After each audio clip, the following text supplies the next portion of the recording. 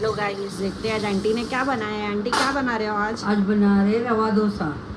रवे डोसे में पड़ेगा एक आलू, गाजर, मटर, टमाटर, कांदा, हरी मिरची, कोथिंबीर. हे 2 कप रवा ते भिजवला होता आणि मिक्सरच्या भांड्यात वाटून घेतला.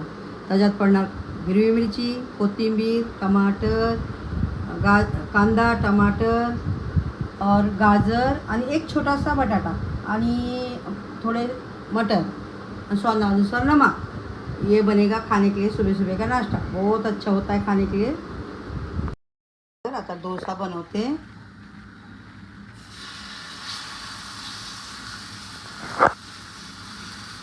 डोसा ही खाण्यासाठी खूप छान आहे आणि खूप टेस्टी होतोय आणि उमरवाल्या माणसाला, वयांशी माणसांना खाण्यासाठी खूप चांगला, हलका फुलका आणि खूप छान.